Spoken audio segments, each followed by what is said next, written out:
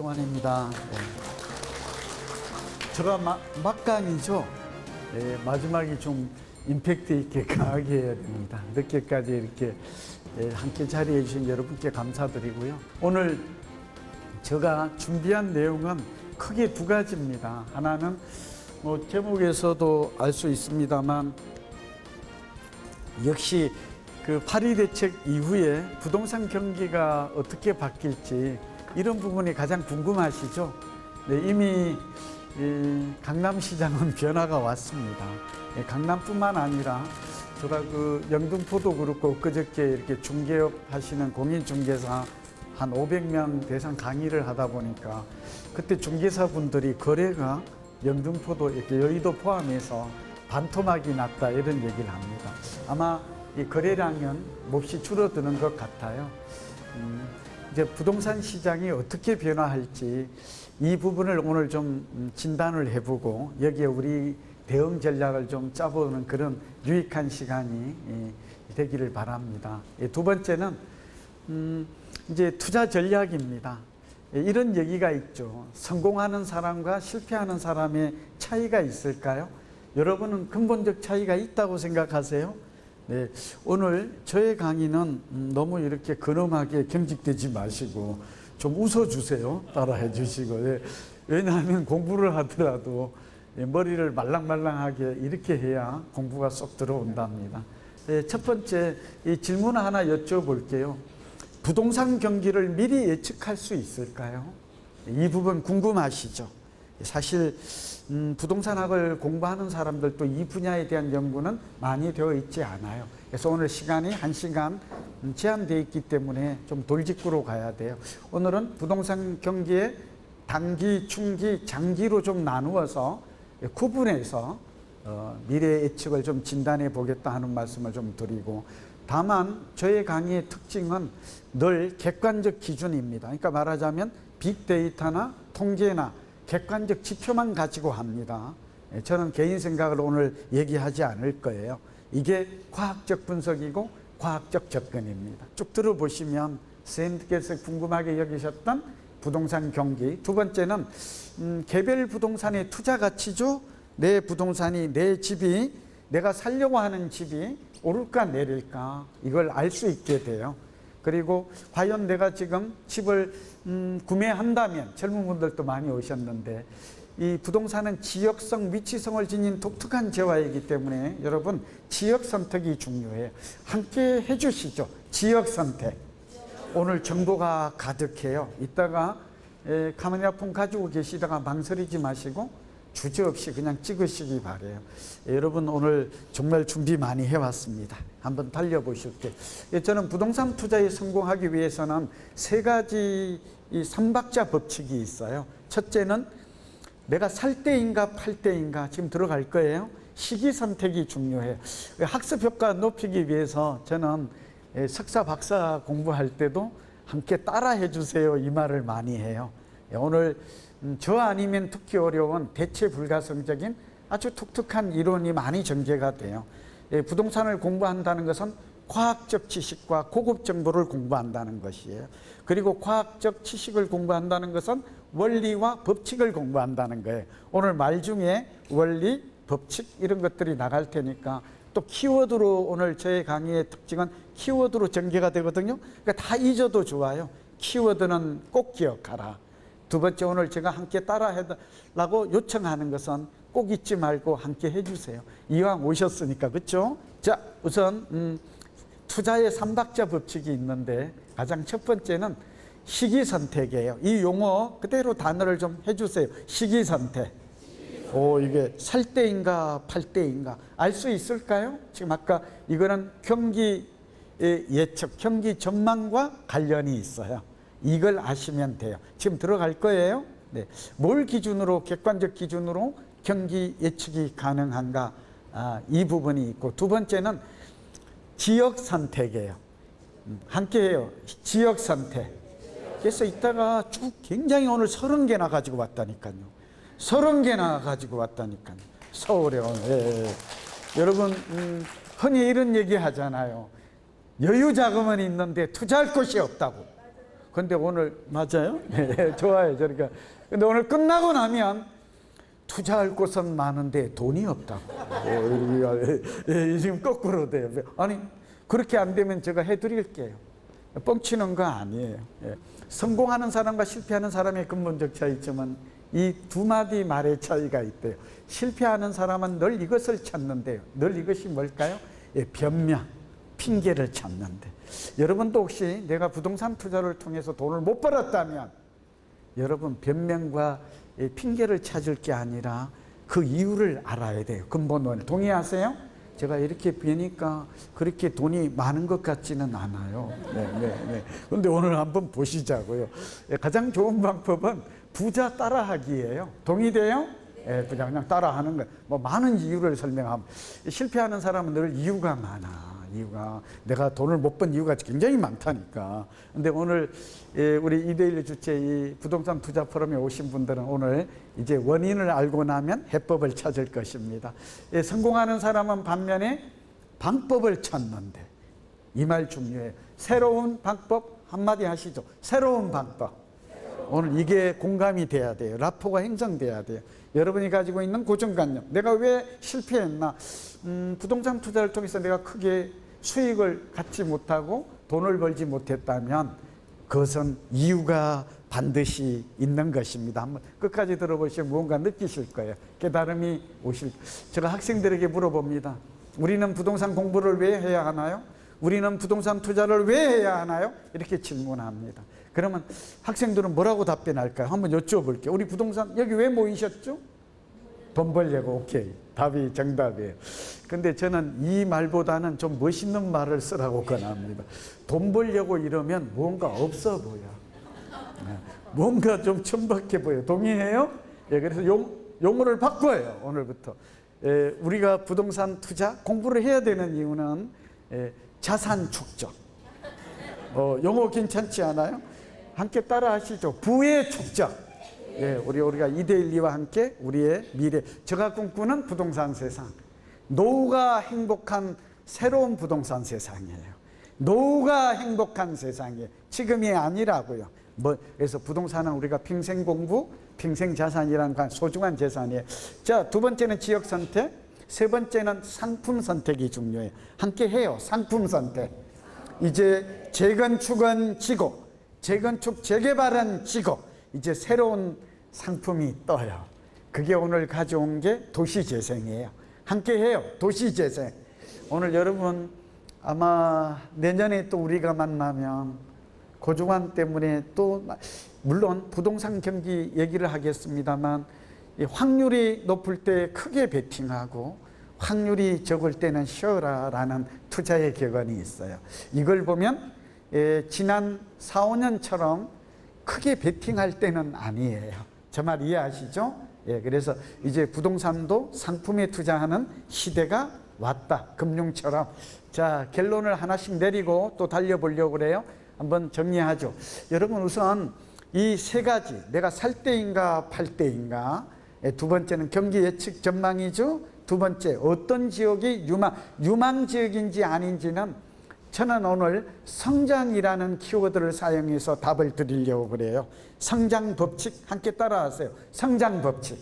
답을 얻을 거예요. 답을 얻을 거예요. 서울의 부동산 경기는 앞으로 조금 그렇게 밝지는 않아요. 뭐 다 아시는 내용이에요. 파리 대책이 나왔고 아시다시피 김현미 국토부 장관은 부동산과 전쟁을 선포했고 대통령께서는 내 호주머니에 더 강력한 대책이 많다고 말씀을 그대로 하셨어요.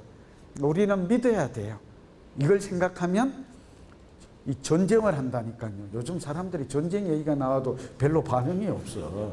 저는 어쩌냐게 이용호가 밤 11시에 뭘 한다고 그래가지고 불안해서 계속 봤다니까요. 11시에 한다고 그랬더니 11시 40분에 나오더라니까. 보셨죠? 12시까지. 그러니까 그것 때문에 잠을 설쳤다니까요. 근데 이제 하도 전쟁을, 이 부동산도 좀 이게 국민을 향해서 전쟁한다 이런 용어도 좀 순화해 줬으면 좋겠어요. 김정은도 전쟁한다고 그러지, 장관도 전쟁한다고 그러지. 이러다가 전쟁이 나면 그 전쟁이야 하고 별 무덤덤하게 느껴갈 거예요. 왜냐하면 전쟁이란 단어가 이게 무시무시한데 말이죠. 좀 웃자고 한 얘기인데 좀 웃어주세요. 네. 너무 이렇게 이제 달려볼게요. 부동산 경기를 예측하는 기법이 있어요. 세 가지가 있어요. 잊으면 안 돼요. 엑기스 위주로 오늘 임팩트 있게 해요. 첫째, 예측할 수 있는 기법이 발전되어 있나? 이 답입니다. 사실 미국에서는 어느 정도 연구가 되어 있어요. 잘 되어 있지는 않아요. 부동산 학문은 종합응용과학이에요. 사실은 학문의 독립성이 별로 있지는 않아요. 그래서 서울대와 연고대는 소위 인류대학은 부동산학과를 갖고 있지를 않아요. 이유를 아시나요? 부동산의 학문적 정체성을 인정하고 있지 않다라는 뜻이에요. 그러나 이제 부동산도 과학이다라고 주장한 사람이 제가 처음이에요. 그리고 10년 전에 부동산 투자는 과학이다. 그래서 오늘 무슨 말을 하려고? 부동산 투자도 과학적 접근법이 필요하다. 오늘 이겁니다. 그래서 한번 들어보세요. 이게 사이클 원리와 가치 투자의 비법이에요. 사이클 원리와 가치 투자의 비법이에요. 가치 투자하면 워렌 버핏이 생각나죠? 하나씩 볼게요. 여러분, 부동산 경기를 예측하기 위해서는 세 가지 기법이 현실적으로 사용이 돼요. 이건 대학원에 오셔야 듣는 건데 오늘 여러분을 위해서 특별히 비법을 공개합니다. 첫 번째는 함께 따라 해주셔야 진도가 빨리 나가요. 학습 효과가 높고 흡수율이 빨라요. 거래량은 함께 하시죠. 거래량은 선행지표로서, 오늘 전문 단어가 그 대신 오늘 그대로 쓸 거예요. 거래량은 선행지표예요. 동행지표도 아니고 후행지표도 아니고 선행지표. 선행지표로서 거래량은 가격에 함께해요. 거래량은 가격에 1, 2분기 선행해요. 여러분, 올해 하반기, 내년 상반기에 집값이 어떻게 될지 상당히 궁금하시죠? 제가 말한 여기에 답이 들어있어요. 개인별로 내년에는 어떻게 될까 이렇게 고민할 문제가 아니에요. 요즘 문제 해결해요. 부동산 학문도 부동산 문제를 해결하지 못하면 그 학문의 유용성은 적어지는 것이. 요즘 경영학, 경제학이 위기를 맞고 있잖아요. 경제 위기를 맞아서 도대체 경영학, 경제학은 경영 위기를 맞아서 무슨 해법을 내고 있나 이래가지고 지금 노벨 경영학, 경제학상 받은 사람들이 전전긍긍한다는 거 아니에요. 이 해법을 내놓고 있지 못하기 때문에요. 부동산은 또 마찬가지예요. 그래서 저는 문제 해결하는 부동산 학문을 제가 주장하죠. 그래서 여러분, 1, 2분기 선행한다는 얘기는 6개월 후에 집값이 어떻게 될까요? 라고 궁금하시면 가격을 보면 안 돼요. 물론 봐야 되지만 뭐를 동시에 봐야 돼요? 선행지표 함께해요. 선행지표. 오늘 저한테 돈 100만 원 내고 오지 마시라고요. 뭐를 봐요? 거래지표를 봐요. 이따가 눈여겨보면 거래량이 감소하고 있어요. 지금 거래량이 감소한다는 것은 1, 2분기 후에 집값이 내릴 확률이 높다라는 것이에요. 물론 감소폭이 중요해요. 통계적으로는 30%예요. 다 같이 30%. 오늘 보는 눈이 됐죠? 그리고 항상 1, 2분기 정도가 지속이 되어야 유의미한 거예요. 30. 넘어갑니다. 시간 없어요. 두 번째입니다. 부동산 경기는 10년 법칙, 10년 주기설이 중요해요. 이 두 번째 단어가 중장기적으로는 몹시 중요한 거예요. 다 같이 하세요. 10년 법칙, 10년 주기설. 오늘 꼭 알아요. 고종환 강의를 들었다면, 고종환에게 배웠다면 고종환이 말하는 과학적 지식과 고급 정보가 무엇인가요? 10년 법칙, 10년 주기설이에요. 10년 법칙은 우선 이 세상의 변화는 정치, 경제, 사회, 문화 모든 변화가 미래학자들은 10년마다 대변화가 온대요. 동의하시나요? 네, 사실은 정치도 미국도 왜 트럼프가 좋아서 뽑지 않았다고 그랬잖아요. 미국도 10년마다 정권을 바꿔줘요. 새로운 기회를 준다고요. 큰애들의 법칙이라고요. 명견만리 대통령께서 보셔서 저도 책을 봤어요. 4차 산업혁명 책을 보시라고요. 10년마다 대변화가 온다는 것이에요. 두 번째, 10년 주기설을 얘기합니다. 10년 주기설은 부동산의 주택시장에만 존재해요. 상업시장에는 존재하지 않아요. 이거 굉장히 중요한 얘기를 하고 있어요. 왜일까요? 주택은 삶을 유지하기 위한 필수 재화로, 수요가 일정하기 때문에 공급이 변하면 그때서야 가격이 변동하기 때문에요. 이쯤 정리하고, 따라서 주택 경기에 나오는 사이클은 10년 주기설이 있는데 함께 따라해 주셔야 돼요. 그리고 우리는 암기해야 돼요. 왜 제가 따라해 달라고 자꾸 요청할까요? 여러분의 학습 효과 높이려고. 이걸 내 것으로 소화하지 않으면 아무 소용이 없어요. 그래서 여러분 5, 6년 상승하면 함께 해요. 5, 6년. 큰 소리로. 왜냐하면 꼭 돈이 없는 사람들이 힘이 없어요. 강남에서 이 얘기를 하면 힘껏 한다니까. 그러니까 우리가 어려울수록 배에 힘을 주고, 저는 이렇게 공부를 하기 위해서 열심히 하는 것은 부끄러운 일일까요? 절대 부끄럽지 않아요. 문제는 아는 것도 없고 돈이 없을 때 부끄러운 거예요. 아는 만큼 보인다가 제가 좋아하는 말이 아는 만큼 보여요. 아는 만큼. 정말 맞아요. 네. 부자들은 긍정적이고 긍정적 사고와 적극적 행동. 강남은 자꾸 제가 칭찬 드려요. 강남에서 오늘 다음에는 우리 이데일리가 강남에서 열었으면 좋겠어. 그러면 정말 가득 차고도 넘쳐요. 동의해요? 정말 이거는 증거 있는 소리인데 그냥 안 할래요. 여러분 지금 이럴 일이 아니야. 그리고 강남에서 하면 우선 레이저가 나와. 지금 레이저 나오는 분이 몇 분 안 계셔. 너 한번 해봐. 조변 듣고 이런 상당히 좀 방관제적 자세라니까.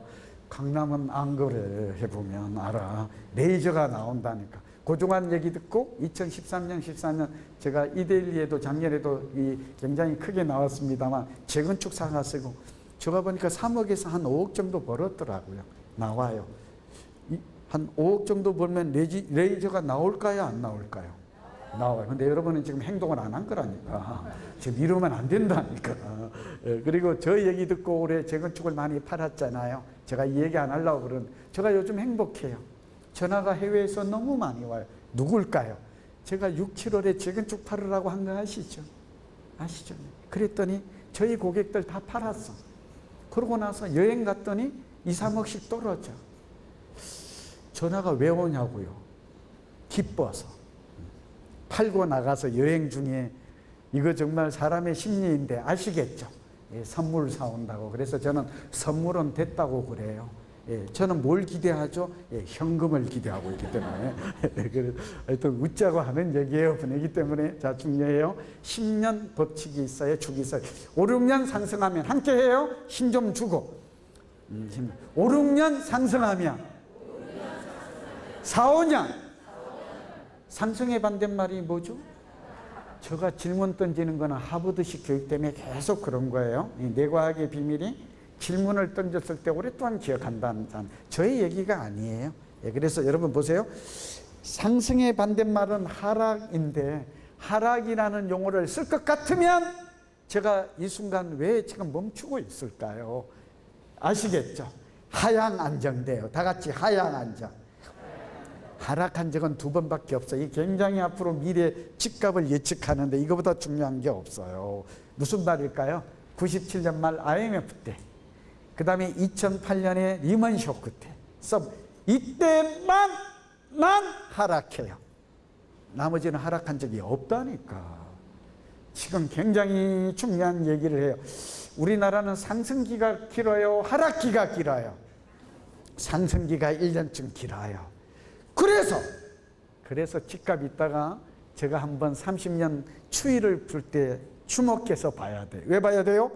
상승기가 길기 때문에 오를 때는 확실히 올라. 근데 내릴 때는 하향 안정되기 때문에 확실히 하락한 적이 없어. 2번밖에. 어떻게 된다고? 횡보한다고. 함께해요. 횡보한다고. 그래서 어떻다고? 우상향한다고. 다 같이 우상향한다고. 오늘 서울의 집값은 앞으로 4, 5년간 좀 쉬었다 갈 것 같아요. 또 대통령께서도 집값이 오르면 보유세라든지 전월세 상한제라든지 아시겠죠? 카드가 많대. 호주머니 등기에 많대. 저는 문재인 대통령께서 뻥을 친다고 생각하지 않아요. 그런데 저는 좀 바람직하지는 않다고 생각하지만 그래도 우리가 뽑은 대통령이에요. 그렇죠? 그렇기 때문에 우린 따라줘야 돼요. 저는 그렇게 믿고 있어요. 오케이. 그래서 어쨌든 김수현 뭐 수석도 저도 잘 알지만 그렇게 되어 있어요. 그래서 우리는 앞으로 4, 5년 정도는 부동산 투자를 통해서 돈 벌 기회가 많지 않아요. 그래서 오늘 중요해요. 그럼 기회가 없냐? 아니에요. 예, 늘 예외가 있다. 다 같이 예외가 있다. 이따가 예외가 30개나 나온다니까. 너무 많다니까. 예외도. 그래서 아직도 기회가 있어요. 포기하면 안 돼요. 예, 그래서 고종환을 만나면 길이 뭐가 있다고? 새로운 방법. 다 같이 새로운 방법. 있다가 보고 느끼고 그런 것을 한번 우리가 한번 신중하게 한번 따져보시죠. 자, 여러분 하고 싶은 얘기 그럼 언제까지 오를까요? 지금 오늘 돌직구로 나가요. 예, 이따가 사이클나 돌직구 언제까지 오를까요? 이 질문 답. 자, 그러면 이제 부동산은 모든 것은 끝난 것일까요? 부동산 투자는 끝났다. 이런 책도 있어요. 부동산 있어요. 선생님 보셨죠? 자, 지금 저는 반대되는 얘기를 해요. 부동산 투자는 끝나지 않았다. 이게 오늘 여러분에게 주는 희망적 메시지. 근거가 중요하죠? 객관적 기준이 중요하죠? 지금 들어보세요. 보세요. 여러분, 성장이 멈추면 경제가 멈추고 경제가 멈추면 부동산도 멈추어요. 자, 반대 해석을 해보죠. 우리 대한민국 경제가 성장하는 한, 대한민국의 수도 서울이 성장 도시이나, 그리고 내가 아는 투자 지역이 성장 지역이나, 성장이 키워드예요. 부동산 투자는 끝나지 않았어요. 동의해요? 예, 부동산이 끝나려면 우리 대한민국의 성장이 끝나야 돼요. 서울이 성장이 끝나야 돼요. 수도비 돼야 돼요. 근데 그렇지 않아요. 그래서 우리는 희망이 있죠. 언제까지? 대한민국의 이 두 가지 지표를 보면 돼요. 성장의 두 가지 지표는 오늘 아주 깔끔하게 정리해요. 성장의 두 가지 지표는 하나는 인구 지표이고 하나는 소득 지표예요. 자, 여쭤볼게요. 대한민국의 인구는 언제 정점에 이를까요? 이것도 여러분이 잘못 알고 있는 팩트를, 굉장히 통계적 사실을 잘못 알고 있는 경우가, 오늘 잘못 알고 있는 것을 사실관계를 잘못 알면 투자도 실패한다니까.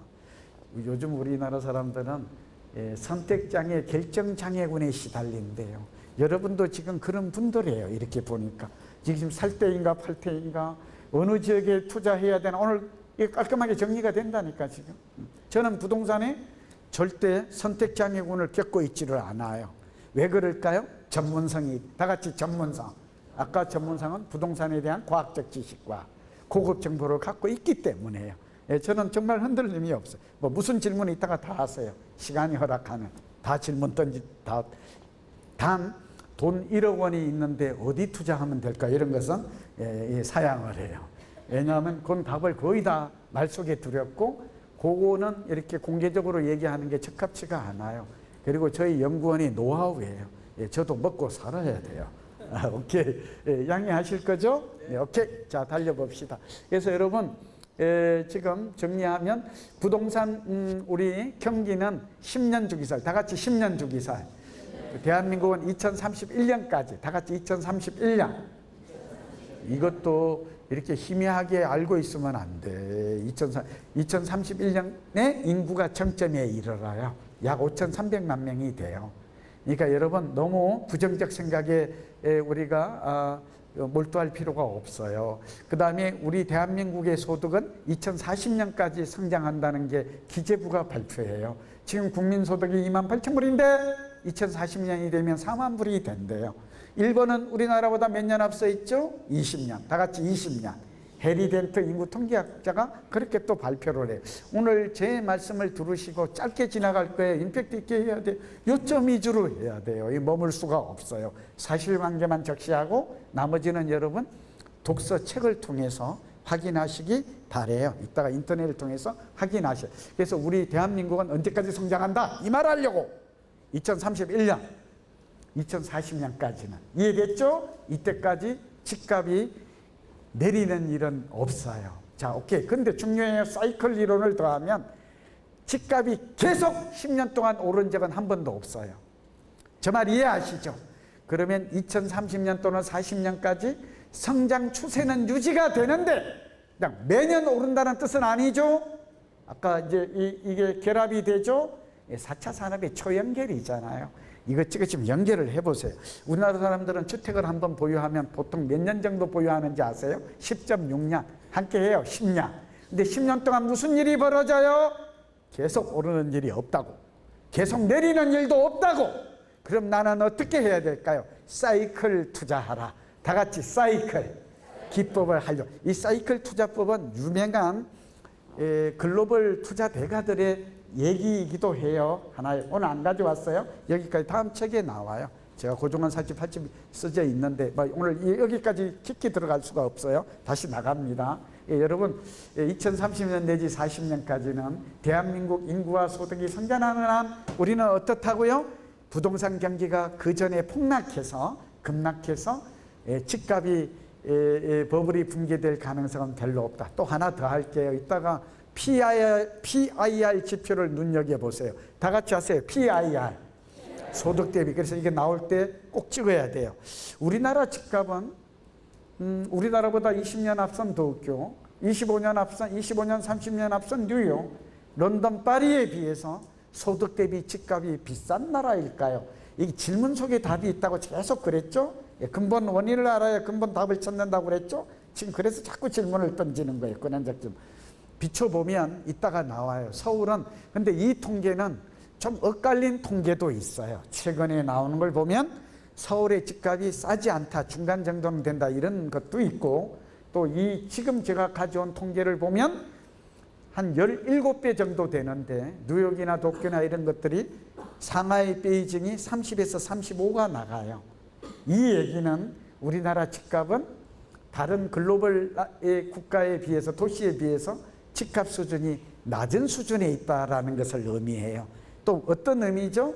거품이 적다, 버블이 적다. 자, 이 얘기는 아까 사이클과 맞물려서 생각해 보면 두 가지 해석이 가능해요. 우리나라는 우상향에서 완만하게 집값이 올랐기 때문에 거품이 없다라는 뜻도 되고 아시겠죠? 그럼 그 결과 집값의 거품이 적기 때문에 앞으로 집값이 내리더라도 서울의 집값이 많이 내릴 것인가 적게 내릴 것인가? 적게. 함께 따라 해 주시죠. 완만하게 하라. 강남은 예외예요. 이때 예외는 이 말로 그냥 설명을 끝내야 돼요. 로버트 실로 교수가 이런 얘기를 해요. 평균 회귀 법칙이라고. 여러분 오늘 제가 여러 이론을 얘기하는 걸 이렇게 이거 다 모르면 여러분 판단을 못해요. 그래서 다른 제가 폄하하는 게 아니라 전문가들이 맞히질 못해요. 이렇게 총합해서 보지 않으면. 그래서 무슨 얘기일까요? 많이 오르면 많이 내려요. 강남은 출렁출렁할 여지가 많아요. 동의하시나요? 이유가 뭐라고요? 많이 올랐기 때문에. 로버트 실로 교수는 평균 회귀 법칙을 얘기해요. 오버슈팅하면 꽤 느리고 언더슈팅 너무 많이 내리면 어떻다고요? 또 올라요. 그러니까 선생님 이게 자연의 법칙이에요. 저는 이상하지 않아. 이게 정상이라고 보여져요. 강남은 많이 올랐어요. 그럼 내리면 어떻다고요? 많이 출렁일 가능성이 많아. 근데 반대로 이렇게 많이 올랐으니까 계속 올라야 되는 거 아닌가요? 이런 생각해 볼 수 있어요. 저 말 이해하시죠? 강북은 많이 오르지 않았다니까. 따라서 내리더라도 적게 내릴 확률이 높아요. 지금 저의 생각이 올바른 생각인 거 이해하시죠? 네, 그렇게 이해했습니다. 근데 거꾸로 생각하는 사람이 많아. 많이 올랐으니까 계속 더 가야지. 많이 안 올랐으니까 계속. 이런 생각은 옳은 생각이 아니에요. 로버트 실로 교수의 평균 회귀 법칙을 생각하세요. 네. 그래서 저는 이런 것들을 그 사람 노벨 경제학상을 받았다니까. 이 얘기를 함으로 해서. 그러니까 우리가 귀담아 몰랐다면 알 필요가 있는 것이죠. 잠실주공 5단지가 말이죠. 선생님, 한 예를 들게요. 이게 2006년 말 2007년 초에 13억을 찍어요. 34평이. 그리고 13억 4. 이거 정확하게 2013년, 12년 하반기에 정확하게 8억 6천을 찍어요. 그리고 지금 17억 갔다가 다시 15르공에서 50층 얘기가 나오면서 저 말씀 이해되시나요? 거의 바닥에 비해서는 2배 가까이 오른 거예요. 음마아파트 기억나시죠?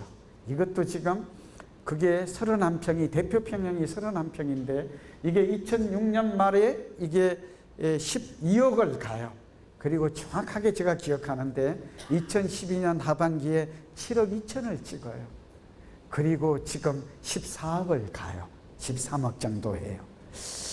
그래서 이 사이클 원리만 알았다면 이 원리가 선생님 지금 몇 천만 원짜리의 가치 있는 얘기를 하고 있질 않아요. 제 말 동의하세요? 여러분이 안 샀을 뿐이에요. 구종환이 제가 잘 맞추는 게 아니에요. 저는 사이클 원리만 신뢰해요. 저 머리를 믿지 않아요.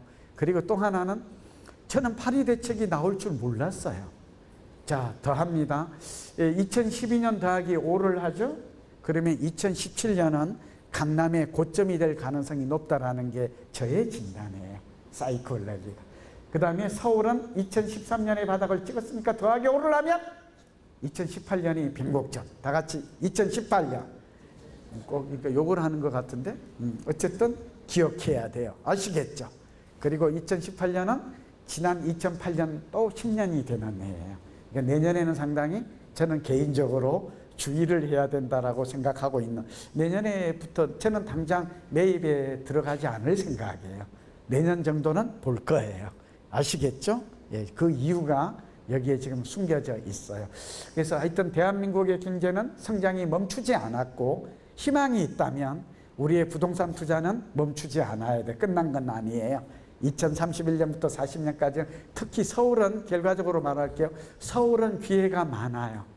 왜냐하면 우리보다 20년 앞선 뉴욕이나 도쿄가 지금도 오르는 걸 본다면 우리도 20년 후에 상승할 가능성이 많아요. 다만 사이클 원리를 잘 활용하라. 저 말 이해되셨죠? 오늘 이거 굉장히 이 얘기를 할 수 있는 사람이 많지 않아요. 이렇게 논리적 사고죠. 로지컬 싱킹으로 우리는 설명해야 돼요. 자, 그 다음에 세 번째가 더 중요해요. 그리고 도표를 들어갈 거예요. 선생님, 이 부동산 경기의 진단은 그 다음에 또 하나가 있는 게 벌집순환 모양이에요. 이건 말만 하고 넘어가야 돼. 시간 때문에. 다 같이 벌집순환 모양. 예, 그 다음에 이것도 거래량과 가격을 가지고 보는데 어차피 부동산 경기는 파리 대책이 아니어도 올해부터 거래 감소, 가격 제자리로 들어갔어요. 예, 갈 국면이에요. 이게 7년에서 12년 단위, 미국은 20년 주기설이 존재하고요. 최근에 미국은 7년에서 10년도 미국도 움직이는 걸로 되어 있어요. 참 오늘 10년 법칙, 10년 주기설이 매우 유용하다는 걸 아실 수 있죠? 예, 넘어갈게요. 그런데 전체 시장은 진단이 됐는데 이제 두 번째는 서울에서 유망지역은 유망지역인지 아닌지는 딱 네 가지를 봅니다. 지금 같이 섞어서 볼 거예요. 여러분, 부동산이 뭐냐고 물으면 저는 이렇게 답변할 거예요. 부동산은 여러분 그냥 갑자기 아무리 부동산 전문가라도 부동산이 뭐예요? 이렇게 물으면 답할 수 있을까요? 굉장히 힘들어요. 근데 제가 지금 답을 할 거예요. 부동산이 뭐냐고 물으면 저는 이렇게 정의해요. 부동산은 토지와 건물로 구성되어 있는데, 이 말이 중요해요. 토지와 건물로 구성되어 있는데 위치성을 지닌 독특한 재화. 좀 어렵죠? 그래도 그냥 넘어갈게요. 부동산은 위치성을 지닌 독특한 재화인데 지금 중요해요. 부동산은 구성 요소가 단순해. 토지와 건물이에요. 근데 토지는 무한성, 영속성의 특징이 있는 반면에 좀 어렵더라도 이제 어차피 부동산을 알고 극복하려면 이거 깨달아야 돼요. 이거 모르고 부동산 투자하면 하지 않는 게 좋아요. 지금 오늘 제 얘기를 이걸 흡수하지 않고 그래서 실패하는 거예요. 그럴 바에는 부동산 투자를 안 하는 게 좋아요. 그러한 가정하에 근본 흐름, 다 같이 근본 흐름. 오늘 우리 마음이 달라져요. 시간은 누구 편인가? 내가 승리할 것인가에 대한 답을 오늘 이게 막 지르지 않아도 지금 눈치채고 계시죠? 예, 지금 하나씩 또 살펴봐요. 여러분, 토지가 핵심 가치라는 말을 하고 싶어요. 건물은 시간이 경과하면 노후화되고, 노후화되면 감가상각되고, 감가상각되면 경제적 가치가 감소하고, 경제적 가치가 감소하면 가격이 하락해요. 마켓 프라이스. 동의하시나요? 우리의 관심은 온통 가격 변동에 와 있다니까. 그러니까 저 선생님 그냥 내 집값이 오른지 내리는지 그걸 얘기하라니까. 지금 여러분의 심정은 또 그럴 거예요. 근데 저는 지금 그 답을 주는데 그렇게 프로세스 간단치가 않아요. 이거 깨달아야 돼요. 예, 가격이 그냥 오른다 내린다 점쟁이처럼 맞추는 게 아니라고요. 마치 심리학자가 이 사람은 건강한 사람인지 좋은 사람인지를 알기 위해서는 외모나 스펙을 보는 게 아니라고요. 속마음을 들여다봐야 돼요. 동의하십니까? 이 사람이 건강한지는 의사가 내시경을 가지고 오장육부를 들여다보지 않으면 건강한지 안 한지를 몰라요. 부동산도 좀 중요합니다. 부동산도 자산가치, 다 같이 자산가치, 내재가치, 그 숨어있는 가치를 진단해 보기 전에는 오늘 여기로 지금 들어가고 있어요. 굉장히 중요한 순간이에요. 이거 모르시면 이거 오늘 배우시고 이걸 활용할 수 없으면 부동산 투자 스톱해야 돼요. 여러분 망합니다. 성공 확률은 20%. 저 말이 아니라 파레토 법칙이에요. 그리고 오늘 끝까지 들어보시면 여러분이 가지고 계시는 부동산은 20%는 좋은 부동산이고 80%는 나쁜 부동산일 가능성이 많아요. 이 세상에는 좋은 사람과 나쁜 사람, 좋은 부동산과 나쁜 부동산 오직 두 개밖에 없다는 게 저의 생각이에요. 이 좋은 부동산이란 저는 이름을 붙였어요. 재미있게. 함께 따라 하시죠. 슈퍼 부동산. 그 반대말은 좀비 부동산이에요. 좀비 하니까 좀 무섭지 않아요? 좀비는 살아있는 시체예요. 부동산도 좀비 부동산을 가지고 있으면 얘가 평생 나를 따라다니면서 괴롭혀요. 집값은 안 오르면서 계속 나의 자산을 갉아먹어요. 이게 몇 퍼센트라고요? 놀랍게도 80%. 오늘 오신 분이 얼마나 잘 오셨네. 오늘 우리는 답을 찾아요. 슈퍼 부동산은 임대 수익, 다 같이 임대 수익, 자본 수익을 동시에 가지고 있는 부동산. 제가 만든 신조어예요? 신조어예요? 근데 한번 알아둘만 해요. 그 답을 가는. 그러니까 여러분들은 오늘 제가 아까 송 기자님께도 말씀드렸지만 이건 우리는 이제 앞으로 올해 하반기부터 내년까지가 좀비 부동산은 버리고 슈퍼 부동산으로 갈아타기 적기예요. 참으로 좋아요. 몇 년 후를 바라보고 2, 3년, 3, 4년 후를 바라보고 우리는 자산을 바꿔놓고 있는 거예요. 그리고 길목을 기다릴 거예요. 그냥 가만히 있으면 돼요. 가만히 있으면 지가 알아서 쑥 올라가줘요. 너무 멋지지 않아요? 오늘 그 비법을 그 이유를 지금 원리를 설명해. 들어보세요. 여러분, 토지와 건물로 구성되어 있는데 건물은 시간이 지나면 아파트도 아무리 새 아파트라도 10년, 30년이 지나면 빵원으로 바뀌어요. 재건축. 동의하시죠? 예, 동의해야 돼요. 재건축 안 가지고 계세요? 가지고 계세요? 네, 알겠습니다. 여러분 좀 빨라져야 돼요. 두 번째, 여러분 땅값이 올라야 함께해요. 땅값이 올라야 집값이 오른다. 이거 꼭 기억해야. 아니 나는 지금 아파트 가격이 오르는지 당신에게 묻고 있잖아요. 근데 저는 지금 뭐라고 질문을 바꿔요? 땅값을 보라고 얘기하고 있어요. 이렇게 대한민국에 처음 제가 이게 학위 논문이고 이게 지금 처음으로 밝힌 거죠. 여러분 저 말이 맞아요. 건물은 시간이 지나서 가치가 상승하는 일은 절대 발생하지 않아요. 저 말 이해되시나요? 건물은 사람의 육신과 같아서 나이가 50대더니 40대 때보다 더 몸이 좋아졌다고 말하면 이건 옳은 말이 아니에요. 그 말이 참이 되려면 안 죽는다 이렇게 돼야 돼요. 60대 때는 더 몸이 좋아져요. 이거는 죽어요. 그래서 건물은 감가상각되는 것이죠. 그러면 결국은 두 가지밖에 없기 때문에 오늘 이 비밀을 깨닫는 거예요. 아파트의 비밀은 아파트 가격 상승의 비밀은 토지 가치에 있다라는 거. 이해되셨죠? 네, 이게 지금 자꾸 머무를 수가 없어요. 더 가야 돼요, 지금. 이해 안 돼도 할 수 없어요. 깨달은 사람은 이렇게 가야 돼요. 두 번째는 결국은 땅값이 올라야 집값이 오르고, 자, 중요한 얘기를 또 해요. 대지 지분이 넓어야. 다 같이 대지 지분. 아파트가 공동주택이기 때문에 대지 지분이 넓지 않으면 절대 집값은 오르지 않아요. 지금 원포인트 갔어요. 갔어요. 그래서 여러분, 우리가 주거 공간만 놓고 보면 아파트나 주상복합이나 주거용 오피스텔, 우리가 아파텔이 외행적으로는 주거 공간, 건축 측면에서는 동일해요. 동의하십니까? 주거용 오피스텔로 가보라니까. 아파트처럼 구조가 짜여져 있다니까. 당신은 어디 살아요? 그러면 아파트 사는 거와 다름이 없다니까. 주거 생활이 말이죠. 그런데 오늘 중요해요. 그런데 투자 가치는 달라요. 투자 가치는 달라요. 아니 무슨 소리야. 내가 살고 있는 건 34평 지금 주상복합인데 아파트하고 구조가 똑같아.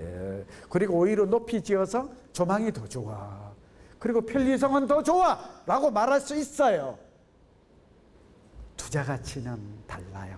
다 함께 해요. 살기 좋고, 이건 주거 환경이에요. 리브, 영어로 리브. 살기 좋은 주택과 사기 좋은, 리을자를 빼죠.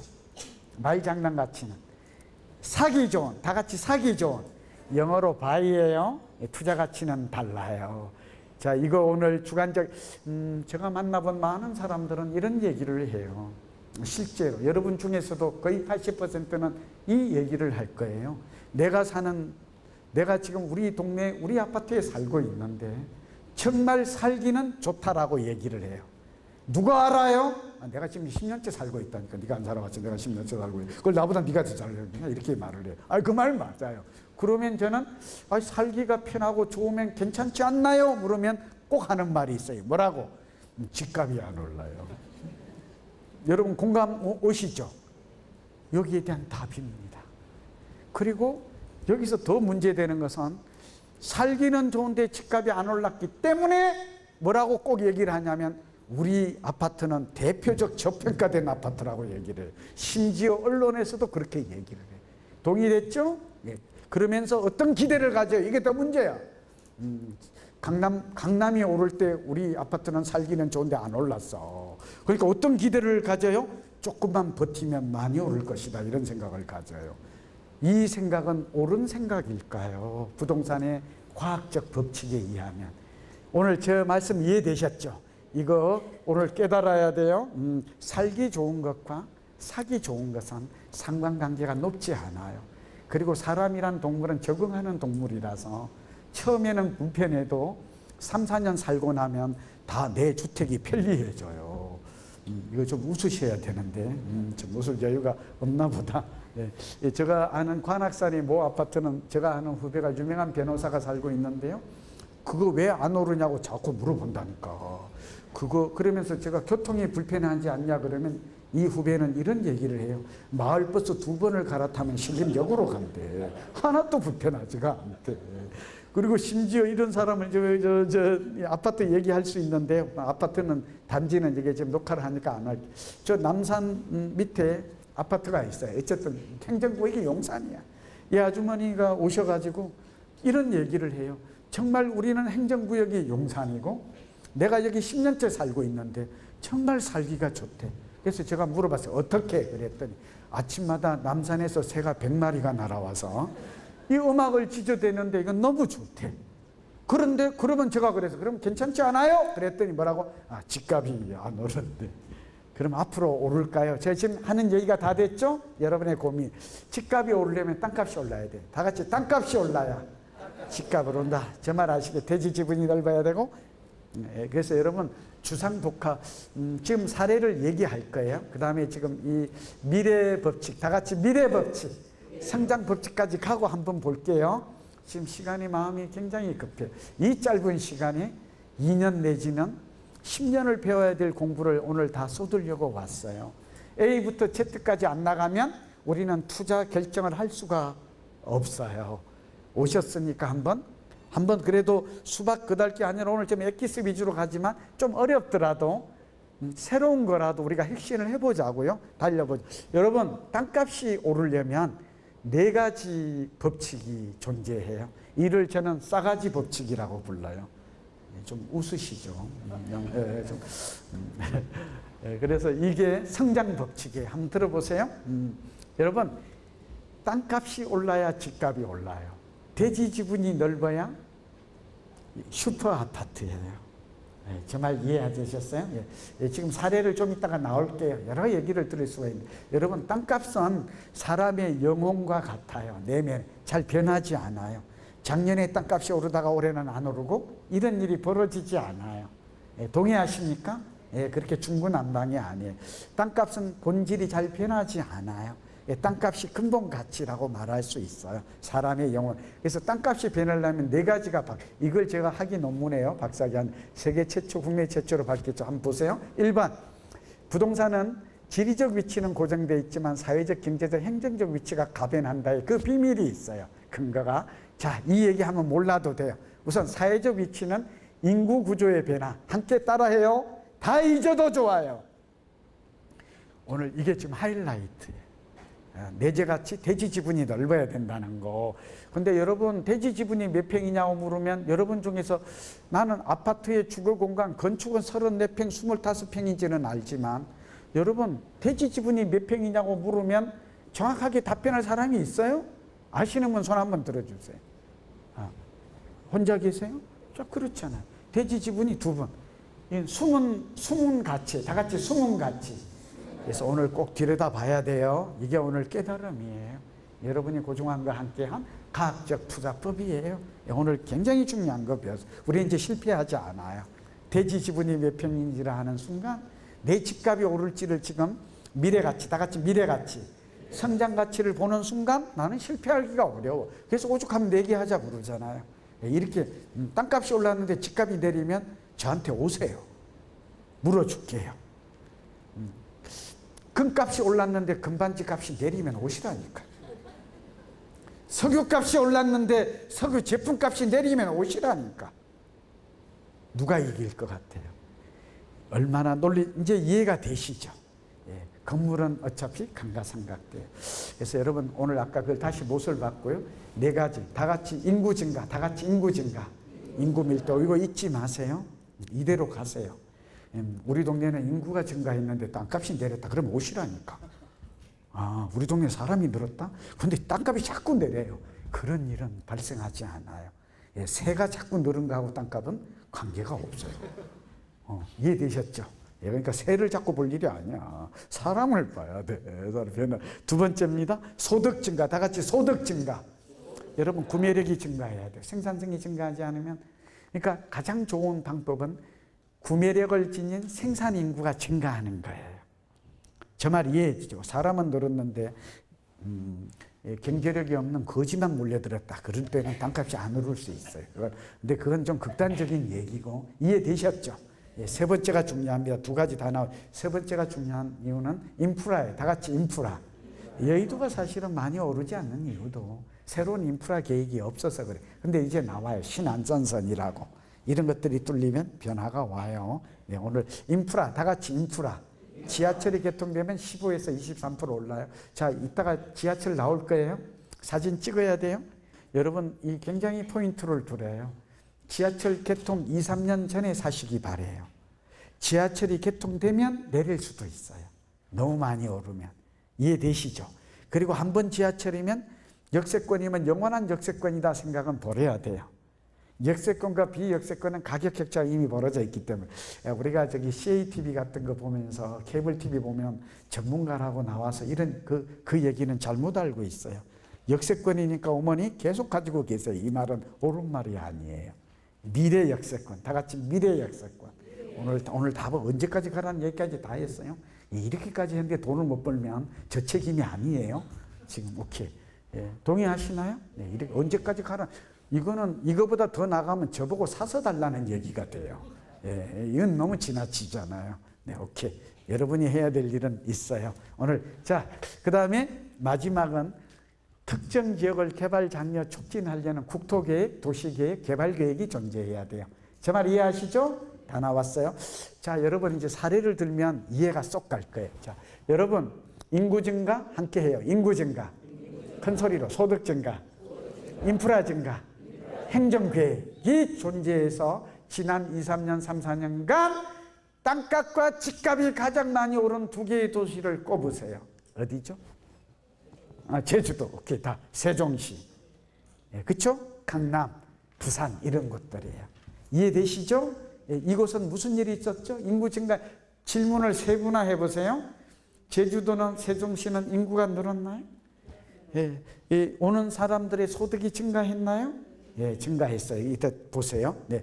네, 3번째는 인프라 제2경부고속도로, 제2공항 막 하죠? 이 지역을 개발하려는 특별법이 제정되어 있죠? 그래서 오른 거예요. 숨은 가치, 다 같이 숨은 가치. 비밀이 오늘 우리는 알고 있는 것입니다. 자, 달려보죠. 또 하나 또 얘기를 할게요. 여러분, 아까 땅값이 많이 오른 지역은 이유가 있다, 없다? 있다. 성공하는 사람은 이유가 있다, 없다? 있다. 오늘 실패하는 사람은 원인이 있어요. 오늘 깨달아야 돼요. 예, 정리합니다. 부동산 경기는 지멋대로 움직이는 거 아니라 10년 벌칙, 10년 주기설이 있다라는 거. 아까 벌집 순환 모형이나 3, 40년 통계를 통해서 입증이 되고 있다라는 거. 사이클에 맞추어서 투자를 하라. 2번째, 성장 지역. 다 같이 성장 지역, 성장 도시에 투자하라. 그거는 어떻게 알아요? 조건을 말했어요. 네 가지, 다 같이 네 가지. 이걸 저는 싸가지 이 법칙이라고도 하고 성장 법칙이라고도 하고 고종한 고를 따서 고의 법칙이라고도 해요. 이 네 가지의 조건에 맞추어서 하라. 그리고 우리가 이제 약간 서울에서의 유망투자처는 도시재생을 주목. 다 같이 도시재생. 그리고 이제는 부동산 경기가 급등하거나 좋은 시절이 오기를 기대하지 말고 저 말 이해하시죠? 이제는 다음 상승 사이클을 노려서 자산의 포트폴리오를 재구성하라. 우리가 슈퍼 부동산을 가지고 좀비 부동산은 버리는 우리가 작아진다. 제 말 아시겠죠? 그리고 다시 미래를 준비한다면 우리에게도 더 좋은 자산이 축적되는 미래에 좋은 기회가 올 것 같다. 제가 부동산은 하게 되면 우리 그래도 수고했던 가치는 제가 부동산은 하면 노후의 힘 이러면서 마치죠. 부동산은 고맙습니다. 건강하십시오.